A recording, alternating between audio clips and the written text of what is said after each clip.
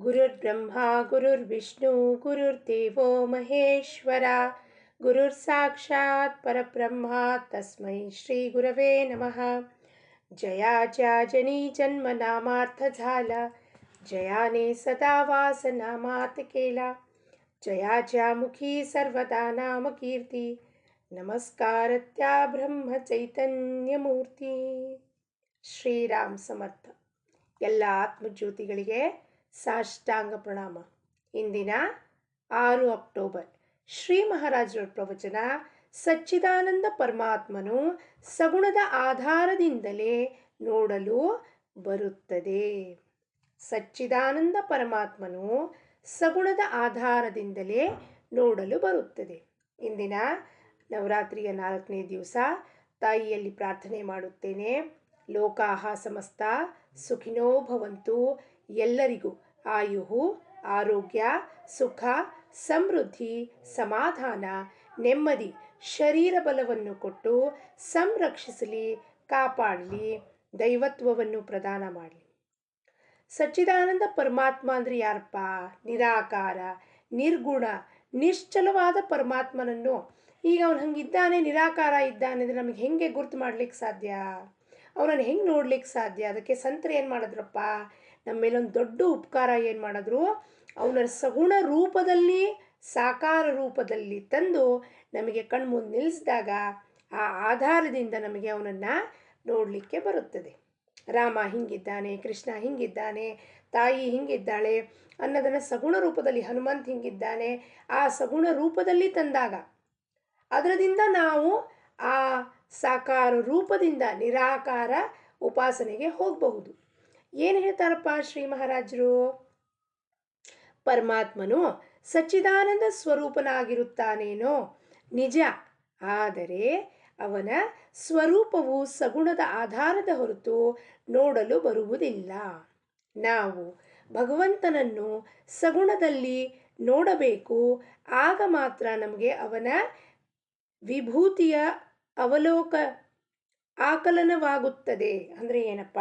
ಅವನ ನಿರಾಕಾರ ಸ್ವರೂಪದ ಬಗ್ಗೆ ಒಂದು ಯತ್ಕಿಂಚಿತ್ತಾಗಿ ನಮಗೆ ಗಮನ ನಾವು ಹರಿಸ್ಬೋದು. ಆದರೆ ಮೊದಲು ನಾವು ಯಾವುದನ್ನು ಆಧಾರ ತಗೋಬೇಕು? ಸ್ಟೆಪ್ ಬೈ ಸ್ಟೆಪ್ ಹೋಗಬೇಕು ಸಾಧನೆಯಲ್ಲಿ. ಅಂದರೆ ನಾವು ಕರ್ಮ ಮಾರ್ಗ, ಭಕ್ತಿ ಮಾರ್ಗ, ಭಕ್ತಿಯಿಂದ ಜ್ಞಾನ, ಜ್ಞಾನ ಅಂದರೆ ಅದ್ವೈತ ಸಿದ್ಧಾಂತ, ನಿರಾಕಾರ ಸ್ವರೂಪ. ಆದರೆ ಅಲ್ಲಿ ಭಗವಂತ ಸರ್ವವ್ಯಾಪಕನಾಗಿದ್ದಾನೆ ಅಂತ ಹೇಳಿದ್ರೆ ನಮಗೆ ಗಮನಕ್ಕೂ ಬರೋದಿಲ್ಲ, ನಮ್ಮ ನಿಷ್ಠಾನೂ ಇಲ್ಲ. ಅದಕ್ಕೆ ಮೊದಲು ನಾವು ಮೊದಲನೇ ಹೆಜ್ಜೆ ಎಲ್ಲಿಡಬೇಕಪ್ಪ? ಒಂದು ಗುಡಿ, ಒಂದು ದೇವಸ್ಥಾನ ನಾವು ಹೋಗಬೇಕು ಅಂದ್ರೆ ಫಸ್ಟು ಮೊದಲನೇ ಮೆಟ್ಲಿಂದ ಕಡೆ ಮೆಟ್ಲಿಗೆ ಮುಟ್ತೀವಿ.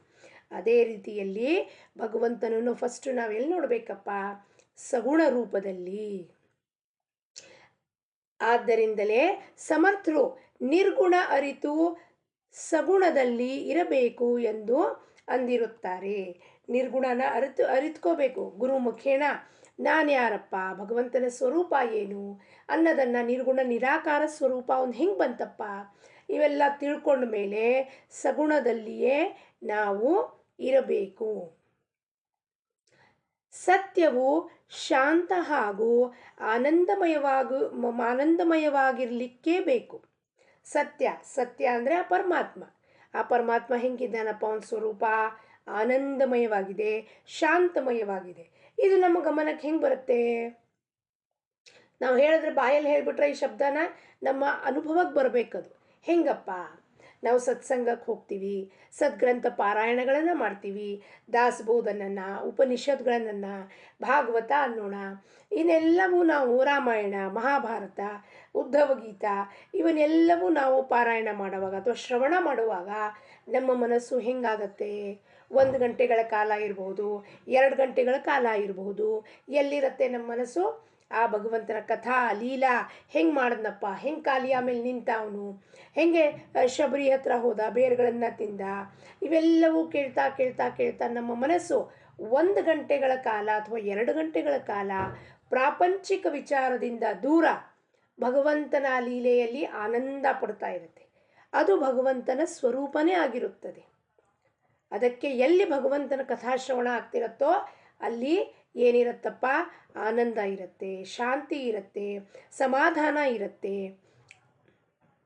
ಇದೇ ಭಗವಂತನ ಮೂಲ ಸ್ವರೂಪ ಆಗಿರುತ್ತದೆ. ಈ ಎಲ್ಲ ಸೃಷ್ಟಿಯನ್ನು ಭಗವಂತನೇ ನಿರ್ಮಾಣ ಮಾಡಿದ್ದು ಅದರಲ್ಲಿ ಅವನು ವ್ಯಾಪಿಸಿಕೊಂಡಿರುತ್ತಾನೆ. ಸಂಪೂರ್ಣ ಸೃಷ್ಟಿ ಬ್ರಹ್ಮನೇ ಮಾಡಿರೋದು, ಪರಮಾತ್ಮನೇ ಮಾಡಿರೋದು. ಆ ಸಂಪೂರ್ಣ ಸೃಷ್ಟಿದಲ್ಲಿ ಅವನು ವ್ಯಾಪಿಸಿದ್ದಾನೆ, ಆದರೆ ಯಾತ್ರಕ್ಕೂ ಅಂಟುಕೊಂಡಿಲ್ಲ, ನಿರ್ಲಿಪ್ತನಾಗಿರ್ತಾನೆ. ಆದರೆ ಈ ಸೃಷ್ಟಿ ಪ್ರಪಂಚ ಯಾರಿಂದ ಬಂದಿದೆ? ಆ ಭಗವಂತನಿಂದ. ನಾನು ಭಗವಂತನಿಂದ ಬಂದಿದ್ದೀನಿ, ಪ್ರಪಂಚವು ಭಗವಂತನಿಂದ ಬಂದಿದೆ ಅಂದಮೇಲೆ ಅದು ಹೆಂಗಿದೆ? ಸುಂದರವಾಗಿದೆ, ಆನಂದಮಯವಾಗಿದೆ. ಅಂದರೆ ಸರ್ವ ಸೃಷ್ಟಿಯು ಆನಂದಮಯವಾಗೇ ಇರಬೇಕು. ಅದು ಇರೋದೇ ಆನಂದಮಯ. ನಾವೇನು ಮಾಡಿಬಿಟ್ಟಿದ್ದೀವಿ? ಇದು ನಾನು, ನನ್ನದು ಅಂದ್ಬಿಟ್ಟು ಅದನ್ನೆಲ್ಲವೂ ಆನಂದಮಯವಾಗಿರೋದನ್ನು ದುಃಖಮಯ ಅಂತ ಅಂದ್ಕೊಂಡ್ಬಿಟ್ಟಿದ್ದೀವಿ. ಆದರೆ ನಿಜವಾಗಿಯೂ ನೋಡಿದ್ರೆ ಸರ್ವಂ ಖಲ್ವಿದಂ ಬ್ರಹ್ಮಾಸಿ, ಎಲ್ಲವೂ ಸಂಪೂರ್ಣ ಸೃಷ್ಟಿಯು ಬ್ರಹ್ಮನೇ ಆಗಿರುತ್ತಾನೆ ಅಂದಮೇಲೆ ಅದು ಸಂಪೂರ್ಣ ಆನಂದಮಯ ಇದೆ. ನಾನು ಮೂಲ ಪರಮಾತ್ಮ ಸ್ವರೂಪನಾಗಿದ್ದರೂ ಅವನ ವಿಸ್ಮರಣೆಯಾಗಿರುವುದರಿಂದ ಸೃಷ್ಟಿಯು ಆನಂದಮಯವ ಆಗಿದ್ದರೂ ಅದು ಹಾಗೆ ಕಾಣುವುದಿಲ್ಲ. ಇದು ಭ್ರಮೆಯಾಗಿರುತ್ತದೆ. ನಾನು ಮೂಲತಃ ಯಾರ ಮಗುನಪ್ಪ? ಪರಮಾತ್ಮನ ಮಗು. I am the divine child of god ಅಂತೀವಿ ನಾವು. ಎಲ್ಲರೂ ಅಷ್ಟೇ, ಪ್ರತಿಯೊಂದು ಜೀವರಾಶಿಯು ಪರಮಾತ್ಮನಿಂದ ಬಂದಿದೆ. ಎಲ್ಲರೂ ಭಗವಂತನ ಮಕ್ಕಳೇ, ಭಗವಂತನ ಸ್ವರೂಪನೇ ಆಗಿರುತ್ತಾರೆ. ಆದರೆ ನಾವೇನಾಗ್ಬಿಟ್ಟಿದ್ದೀವಿ ಈಗ? ನಮಗೆ ವಿಸ್ಮರಣೆ ಆಗಿಬಿಟ್ಟಿದೆ ನಾವ್ಯಾರು. ರಮಣ ಮಹರ್ಷಿಗಳು ಅದಕ್ಕೆ ಪ್ರತಿಯೊಂದು ಬಾರಿಯೂ ಒಂದೇ ಪ್ರಶ್ನೆ ಹೇಳ್ತಿದ್ರು, ಏನಪ್ಪ? ಹೂ ಆಮ್ ಐ? ನೋಡ್ಕೊ ಹೋಗಪ್ಪ, ನೀನು ಯಾರು? ನೀನು ಈ ದೇಹ, ಮನಸ್ಸು, ಬುದ್ಧಿ, ಚಿತ್ತನ, ಅಥವಾ ನೀನು ಭಗವಂತನ ಸ್ವರೂಪನ? ನೋಡ್ಕೊ ಹೋಗು. ಆ ಆನಂದಮಯ ಸೃಷ್ಟಿಯಲ್ಲಿ ನಮ್ಮ ಮನಸ್ಸನ್ನು ಉದ್ಭವ ಮಾಡಿ ಕಲಸ್ಮಲಸ್ ಮಾಡಿ ಅಲ್ಲಿ ನಾನೇ ಮಾಡ್ತೀನಿ, ನಾ ಕರ್ತ ಅಂದ್ಕೊಂಡ್ಬಿಟ್ಟು ಮಾಡಿರೋದಕ್ಕೆ ನಮಗೆ ಭ್ರಮೆ ಉಂಟಾಗಿದೆ. ಆ ಸೃಷ್ಟಿ ಆನಂದಮಯ ಕಾಣಿಸೋದೇ ಇಲ್ಲ ನಮಗೆ. ನಿತ್ಯ ಕ್ಲೇಶ, ಮನಸ್ತಾಪಗಳು, ದುಃಖ, ಎಲ್ರಿ ಇದೆ ಆನಂದ ಅಂತ ಜನ ಪ್ರಶ್ನೆ ಮಾಡ್ತಾರೆ. ಯಾಕೆ? ಮನಸ್ಸು ಅಡ್ಡ ಬರುತ್ತೆ. ಅದು ಭಗವಂತ ಇರೋದೇ ಆನಂದಮಯ ಸ್ವರೂಪ, ಅದಕ್ಕೆ ಅಡ್ಡ ಬರೋದು ಯಾವುದು? ಈ ಮನಸ್ಸು. ಆದರೆ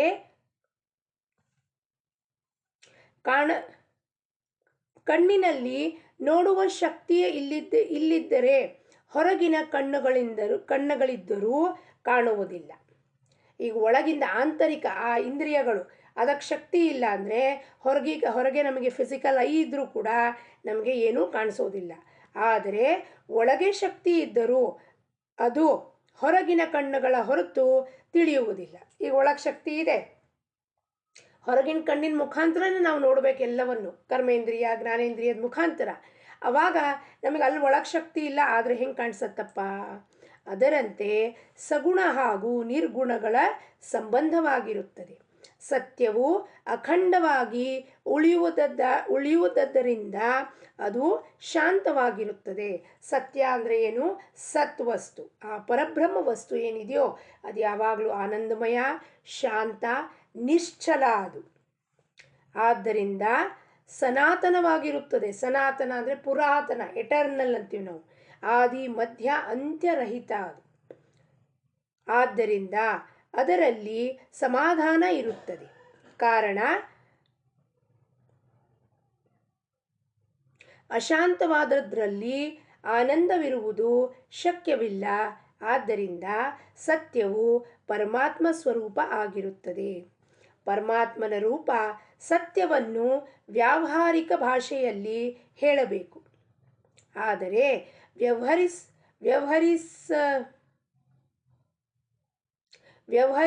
ವ್ಯಾವಹಾರಿಕ ಸತ್ಯವು ಬೇರೆ ಆಗಿರುತ್ತದೆ. ಭಗವಂತನು ಈ ಸೃಷ್ಟಿಯನ್ನು ನಿರ್ಮಾಣ ಮಾಡಿರುತ್ತಾನೆ. ಆದ್ದರಿಂದ ಇದರಲ್ಲಿ ಎಲ್ಲ ಕಡೆಗೂ ಭಗವಂತನ ಅಸ್ತಿತ್ವವು ಇರಲೇಬೇಕು. ಭಗವಂತನೇ ಈ ಸೃಷ್ಟಿ ಮಾಡಿದ್ಮೇಲೆ ಆ ಸೃಷ್ಟಿದ ನಿಯಾಮಕ, ಕಂಟ್ರೋಲರ್ ಯಾರಿದ್ದಾನೆ? ಅವನೇ ಎಲ್ಲ ಕಡೆಯೂ ವ್ಯಾಪಿಸಿರ್ತಾನೆ. ಅದಕ್ಕೆ ಅವನ ಅಸ್ತಿತ್ವ ಎಲ್ಲ ಕಡೆಯೂ, ಚರ ಅಚರ ವಸ್ತುದಲ್ಲಿ, ಜಡ ವಸ್ತುದಲ್ಲಿ, ಚೈತನ್ಯ ವಸ್ತುದಲ್ಲಿ ಪರಮಾತ್ಮ ಒಬ್ಬನೇ ಇದ್ದಾನೆ, ನಾನೊಬ್ಬನೇ ಇರೋದು ಅಂತ ಭಗವದ್ಗೀತೆಯಲ್ಲಿ ಬೋಧನೆ ಮಾಡ್ದ ಪರಮಾತ್ಮ.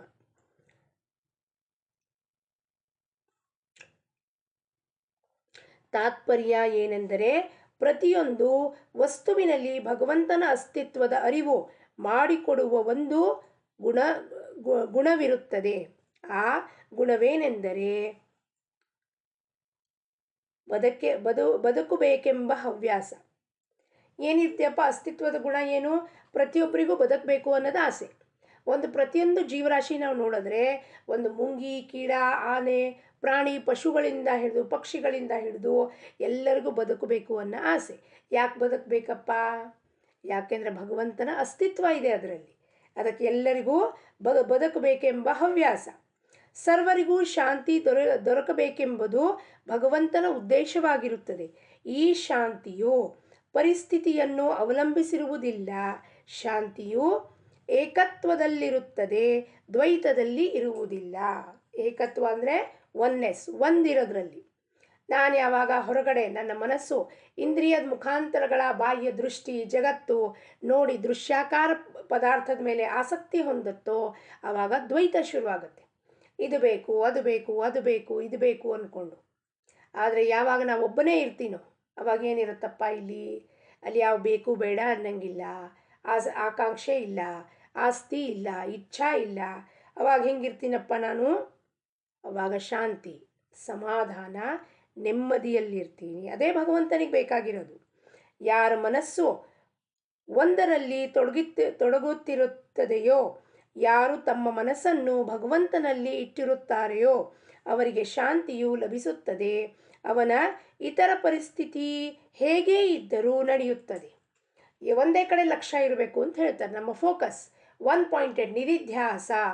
ಎಲ್ಲ ವಸ್ತು, ಎಲ್ಲ ವಿಷಯ, ಎಲ್ಲ ಜಗತ್ತನ್ನು ಒಂದು ಕಡೆ ಇಟ್ಟುಬಿಟ್ಟು ಒಂದು ಕಡೆ ನಮ್ಮ ಗಮನ ಭಗವಂತನ ಕಡೆ ಹರಿಸಿದಾದರೆ ಆ ಮನುಷ್ಯನಿಗೆ ಏನಾಗತ್ತಪ್ಪ? ಯಾವ ಪರಿಸ್ಥಿತಿನಲ್ಲಾರು ಇಟ್ಟಿದ್ರು ಅವನು ಆನಂದವಾಗಿರ್ತಾನೆ, ಸಮಚಿತ್ತವಾಗಿರ್ತಾನೆ. ಇದು ನಾವು ಹಲವಾರು ಸಂತರ ಚರಿತ್ರೆ ಮುಖಾಂತರ ನಮಗೆ ಗಮನಕ್ಕೆ ಬಂದಿದೆ. ನಾವು ಅವ್ರ ಚರಿತ್ರೆ ಓದಿದಾಗ ಯಾವ ಸ್ಥಿತಿದಲ್ಲಿ ಇಟ್ಟಿದ್ರು ತುಕಾರಾಮ್ ಮಹಾರಾಜರಿಗೆ. ಎಲ್ಲ ಬರಗಾಲ ಬಂತು, ಮನೆ ಹೋಯಿತು, ಆಸ್ತಿ ಹೋಯಿತು, ಹೆಂಡರು ಮಕ್ಕಳು ಎಲ್ಲ ಹೋದರು, ಅಣ್ಣ ತಮ್ಮಂದರು ಬಿಟ್ಟು ಹೋದರು. ಈ ಪರಿಸ್ಥಿತಿಯಲ್ಲೂ ಅವರಿಗೆ ಮನಸ್ಸು ವಿಚಲಿತ ಆಗಲಿಲ್ಲ. ಯಾಕೆಂದರೆ ಇವೆಲ್ಲವೂ ಪರಮಾತ್ಮ ನಿನ್ನ ನಿಯೋಜನೆ, ಅದರಂತೆ ಈ ಪರಿಸ್ಥಿತಿ ನಿರ್ಮಾಣ ಮಾಡಿದ್ಯಾ ಅಂತ ಸಾಕ್ಷಾತ್ಕಾರ ಹೊಂದಿ ಆ ವಿಠ್ಠಲನ ಬಿಟ್ಟು ಇನ್ಯಾವ ಒಂದು ಕಡೆ ಅವ್ರ ಲಕ್ಷ್ಯ ಹೋಗಲಿಲ್ಲ. ಬೇರೆ ಕಡೆ ಲಕ್ಷ್ಯವೇ ಇರಲಿಲ್ಲ ವಿಠ್ಠಲನ ಬಿಟ್ಟು. ಅವಾಗ ಅವ್ರು ಹೆಂಗಿರ್ತಾರೆ ತುಕಾರಾಮ್ ಮಹಾರಾಜರು? ಮೀರಾಬಾಯಿ ಹೇಳಿದ್ದು, ಮೇರೇ ತೋ ಗಿರ್ಧರ್ ಗೋಪಾಲ್ ದೂಸರವನ್ನ ಕೋಯಿ. ಗಿರ್ಧಾರಿ ಬಿಟ್ಟು ನಾನು ಯಾರೂ ಇಲ್ಲ. ಯಾವ ಜಗತ್ತಿನಲ್ಲಿ ಯಾವ ಪರಿಸ್ಥಿತಿಯಲ್ಲಿ ಇಟ್ಟರೇನು? ವಿಷನೂ ಕೊಟ್ಟರು ಆಕೆಗೆ. ವಿಷ ಕೊಟ್ಟರು, ವಿಷ ಕುಡ್ದಾಗ ಅದು ಅಮೃತ ಆಗೋಯ್ತು. ಹೆಂಗಾಯ್ತಪ್ಪ ಅಮೃತ? ಯಾಕೆಂದರೆ ಕೃಷ್ಣನ ಹೊರತಾಗಿ ಇನ್ನೇನೂ ಇಲ್ಲ ಮನಸ್ಸಿನಲ್ಲಿ. ದೇಹ, ಮನಸ್ಸು, ಬುದ್ಧಿ ಸಂಪೂರ್ಣ ದೇಹದ ಕಣಕಣ ಕೃಷ್ಣ ಕೃಷ್ಣ ಕೃಷ್ಣ ಕೃಷ್ಣ ಗೋಪಾಲ ಗೋಪಾಲ ಗಿರ್ಧಾರಿ ಅಂದಾಗ ಆ ಕಣಕಣಗಳು, ನಮ್ಮ ರೋಮಛಿದ್ರಗಳು, ಕೋಶಿಕೆಗಳು ಅವೆಲ್ಲವೂ ಕೃಷ್ಣಮಯ ಆಗಿತ್ತು. ಕೃಷ್ಣಮಯ ಆದಾಗ ಅಲ್ಲಿ ವಿಷ ಹೆಂಗೆ ಬಾಧೆ ಮಾಡಲಿಕ್ಕೆ ಸಾಧ್ಯ? ವಿಷ ಕೂಡ ಕೃಷ್ಣನ ನಾಮ ಕೇಳಿ ಅಮೃತ ಆಗೋಯ್ತು. ಅಂದರೆ ಆ ರೀತಿಯಲ್ಲಿ ನಿಧಿಧ್ಯಾಸ ನಮ್ದಿರಬೇಕು. ಪ್ರಪಂಚದ ಅನುಭವವು ಕಷ್ಟಮಯವಾಗಿರುತ್ತದೆ, ಆದರೆ ಭಗವಂತನ ಅನುಭವವು ಆನಂದಮಯವಾಗಿರುತ್ತದೆ. ಹಾಗೂ ಅದಕ್ಕಾಗಿ ಅವನ ನಾಮದ ಅನುಸಂಧಾನವೇ ಏಕಮಾತ್ರ ಸಾಧನೆ ಆಗಿರುತ್ತದೆ. ಪ್ರಪಂಚದ ಅನುಭವ ಕಷ್ಟಮಯ ಇದೆ, ಆದರೆ ಭಗವಂತನ ಅನುಭವ ಆನಂದಮಯ ಇದೆ. ನಮ್ಮ ಗಮನಕ್ಕೆ ಬಂದಿದೆ. ಸಮರ್ಥ ರಾಮದಾಸ್ ಹೇಳ್ತಾರೆ, ಜನಿ ಸರ್ವಸುಖಿ ಸಾಕೋಣ ಹೇ ವಿಚಾರೇ ಮನ ತೂಚಿ ಶೋಧೂನಿ ಪಾಹೆ. ಹುಡುಕ್ ನೋಡಪ್ಪ, ಜಗತ್ತಿನಲ್ಲಿ ಯಾರು ಸುಖವಾಗಿದ್ದಾರೆ? ಯಾರೂ ಇಲ್ಲ. ಸೊ ಪ್ರಪಂಚದಲ್ಲಿ ಎಲ್ಲರ ಮನೆಯಲ್ಲಿ ಏನಾರು ಒಂದು ಪರಿಸ್ಥಿತಿ ನಿರ್ಮಾಣ ಆಗತ್ತೆ, ಕಷ್ಟ ಉಂಟಾಗತ್ತೆ. ಆದರೆ ಭಗವಂತನ ಅನುಸಂಧಾನದಲ್ಲಿ, ಅನುಭವದಲ್ಲಿ ಕೇವಲ ಆನಂದಮಯ ಆಗುತ್ತದೆ. ಅದಕ್ಕೆ ಏನು ಮಾಡಬೇಕು ನಾವು? ನಾಮಸ್ಮರಣೆ, ನಾಮಜಪ, ನಮ್ಮ ಕೊಟ್ಟಿರೋ ಸಾಧನೆ, ಕೊಟ್ಟಿರೋದು ಗುರುಗಳು ಕೊಟ್ಟಿರೋ ಸಾಧನೆಯನ್ನು ಅಖಂಡ ಅನುಸಂಧಾನ ಏಕಮಾತ್ರ ಸಾಧನೆ ಆಗಿರುತ್ತದೆ. ಭಗವಂತನನ್ನು ನೋಡಬೇಕಾದರೆ ನಮಗೂ ಅವನಂತೆಯೇ ಆಗಬೇಕಾಗುತ್ತದೆ. ಹೆಂಗಾಗಬೇಕಾಗತ್ತಪ್ಪ? ಸತ್ವಗುಣದಲ್ಲಿ ಭಗವಂತನು ಇರುತ್ತಾನೆ. ಆದ್ದರಿಂದ ನಾವು ಆ ಮಾರ್ಗದಿಂದ ಹೋಗಬೇಕು. ಭಗವಂತ ಎಲ್ಲಿರ್ತಾನೆ? ತಮೋಗುಣ ರಜೋಗುಣ ಬಿಟ್ಟು ಸತ್ವಗುಣದಲ್ಲಿ ಭಗವಂತ ನೆಲೆಸಿರ್ತಾನೆ.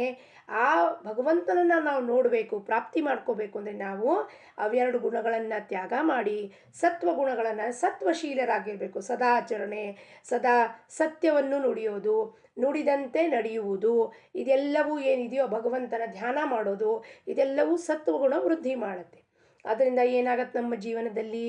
ದಯಾ, ಕ್ಷಮ, ಶಾಂತಿ, ಭಗವತ್ ಸ್ಮರಣೆ, ಭಗವತ್ ಚರ್ಚಾ, ಸಾಧು ಸಂಗತಿ, ಸತ್ಸಂಗ, ಇವೆಲ್ಲವೂ ಸದ್ಗುಣಕ್ಕೆ ವೃದ್ಧಿಯಾಗುವಂಥ ಪರಿಸ್ಥಿತಿ ನಿರ್ಮಾಣ ಮಾಡಿದಾಗ ನಮಗೆ ಭಗವಂತನವನ ಅಂಥವನೇ ಆದಾಗ ಮಾತ್ರ ನಾವು ಅವನ್ನ ತಿಳ್ಕೊಳ್ಳಿಕ್ಕೆ ಸಾಧ್ಯತೆ ಆಗುತ್ತೆ.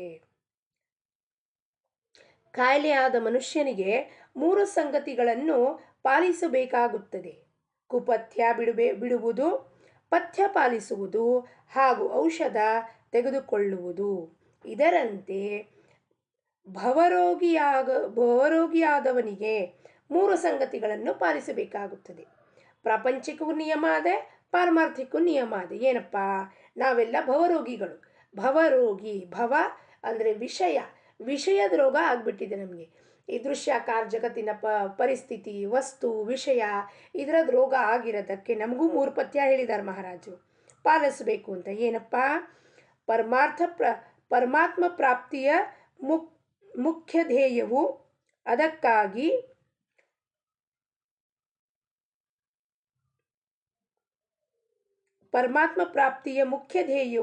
ಅದಕ್ಕಾಗಿ ಅಡ್ಡಿ ಬರುವುದೆಲ್ಲವೂ ಕುಪಥ್ಯ. ಭಗವತ್ ಪ್ರಾಪ್ತಿಯೇ ನನ್ನ ಉದ್ದೇಶ ಆದಮೇಲೆ ಅದರ ಮಧ್ಯ ಅಡ್ಡಿ ಏನೇನು ಬರ್ತಾವೋ, ವಿಕಾರಗಳು ಬರಲಿ, ಪರಿಸ್ಥಿತಿ ಬರಲಿ, ಪ್ರತಿಕೂಲ ಪರಿಸ್ಥಿತಿ ಇರಲಿ, ಅಥವಾ ನಮ್ಮ ದೋಷಗಳಿರಲಿ, ಅವಗುಣಗಳಿರಲಿ, ಚಿತ್ತ ಮಾಲಿನ್ಯ ಹೊಂದಿರಲಿ, ಅವನ್ನೆಲ್ಲವನ್ನು ಬಿಡುವುದು ಕುಪಥ್ಯ. ಅವನ್ನೆಲ್ಲ ಬಿಡಬೇಕು. ದುಸ್ಸಂಗತಿ, ಅನಾಚಾರ, ಅಧರ್ಮಾಚರಣೆ,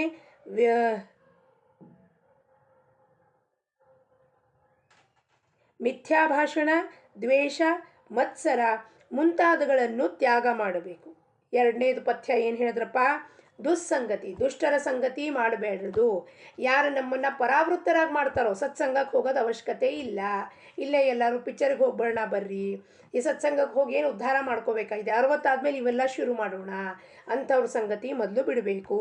ಅನಾಚಾರ ಮತ್ತು ಅಧರ್ಮಾಚರಣೆ, ಮಿಥ್ಯಾ ಭಾಷಣ, ಸುಳ್ಳು ಹೇಳುವುದು, ದ್ವೇಷ ಮಾಡುವುದು, ಮತ್ಸರ, ಅಸೂಯೆ ಪಡುವುದು, ಇದರದ್ದ ತ್ಯಾಗವನ್ನು ಮಾಡಬೇಕು.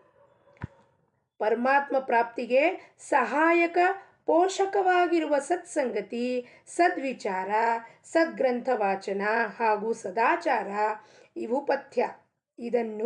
ಇವನ್ನು ಪಾಲಿಸಬೇಕು ಹಾಗೂ ಅಖಂಡ ನಾಮಸ್ಮರಣೆ ಮಾಡುವುದೇ ಔಷಧ ಸೇವನೆ ಆಗಿರುತ್ತದೆ. ಅಖಂಡ ನಾಮಸ್ಮರಣೆ ಮಾಡೋದೇ ಔಷಧ ಸೇವನೆ. ಸದ್ಗ್ರಂಥ ಪಾರಾಯಣ, ಸದ್ಗ್ರಂಥ ವಾಚನ ಮತ್ತು ಪೋಷಕ ಇವೆಲ್ಲ ಸತ್ಸಂಗತಿ, ಸದ್ವಿಚಾರ, ಸದಾಚಾರ ಇವೆಲ್ಲ ಪಥ್ಯ ಮಾಡಬೇಕು. ಡಾಕ್ಟರ್ ಹೇಳಿರ್ತಾರೆ ನಮಗೆ ಇದನ್ನು ಪಥ್ಯ ಮಾಡಿರಿ ಬೇಗ ಸರಿ ಹೋಗ್ತೀರಾ ಅಂತ. ಅದೇ ರೀತಿಯಲ್ಲಿ ನಾವೆಲ್ಲ ಭವರೋಗಿಗಳು ಬೇಗ ಸರಿ ಹೋಗಬೇಕು, ಪರಮಾತ್ಮನ ಪ್ರಾಪ್ತಿ ಮಾಡ್ಕೋಬೇಕು ಅಂದರೆ ಈ ಪಥ್ಯಗಳನ್ನು ಪಾಲನೆ ಮಾಡಬೇಕು. ಸದೋದಿತ ಅಖಂಡವಾಗಿ ನಾಮಸ್ಮರಣೆ ಮಾಡಬೇಕು, ಸದ್ಗ್ರಂಥ ವಾಚನ ಮಾಡಬೇಕು, ಅದರ ಶ್ರವಣ, ಚಿಂತನ, ಮನನ, ನಿಧಿಧ್ಯಾಸವನ್ನು ಮಾಡಬೇಕು. ಮನ ಏಕಾಗ್ರ ಮಾಡಿ ಪ್ರಪಂಚದ ಕೆಲಸಗಳನ್ನು ದಕ್ಷತೆಯಿಂದ ಮಾಡಿ ಪರಮಾತ್ಮನ ಪಾದಕ್ಕೆ ನಾವು ಮನಸ್ಸನ್ನು ಸಮರ್ಪಣೆ ಮಾಡಬೇಕು. ಈ ಪಥ್ಯಗಳನ್ನು ನಾವು ಪಾಲಿಸಬೇಕು. ಇಂದಿನ ಬೋಧವಚನ: ಆನಂದ ರೂಪ ಪರಮಾತ್ಮನನ್ನು ಪಡೆಯಲು ಸಗುಣ ಉಪಾಸನೆಯೇ ಬೇಕು. ಪರಮಾತ್ಮನ ಆನಂದ ರೂಪ, ಆ ಆನಂದ ಏನಿದೆ ಕಣ್ಣಿಗೆ ಕಾಣಿಸೋದಲ್ಲ, ಅಗೋಚರವಾಗಿರೋದು ಆನಂದ. ನಮ್ಮ ಕಣ್ಣಿಗಂಥ ಆನಂದ ಏನೂ ಕಾಣಿಸೋದಿಲ್ಲ. ಅದನ್ನು ಪ್ರಾಪ್ತಿ ಹಿಂಗೆ ಮಾಡ್ಕೋಬೇಕಪ್ಪ ಅಂದರೆ ಫಸ್ಟು ಸಗುಣೋಪಾಸನೆಯಿಂದ ಶುರು ಮಾಡಬೇಕು. ಭಜನ, ಕೀರ್ತನ, ಪಾರಾಯಣಗಳು, ಸಪ್ತಾಹಗಳು, ಹೋಮ, ಹವನಾದಿ, ವ್ರತ, ವೈಕಲ್ಪ್ಯ ಇವೆಲ್ಲವನ್ನು ಮಾಡ್ತಾ ಸಗುಣ ಉಪಾಸನೆಯಿಂದ ಭಕ್ತಿ ಶುರು ಮಾಡಿ ಕಡೆಗೆ ಆನಂದ ಸ್ವರೂಪನಾದ ನಿರಾಕಾರ ಪರಮಾತ್ಮನಲ್ಲಿ ನಾವೆಲ್ಲರೂ ಒಂದಾಗಬೇಕು. ಜಾನಕಿ ಜೀವನ ಸ್ಮರಣ. ಜೈ ಜೈ ರಾಮ್.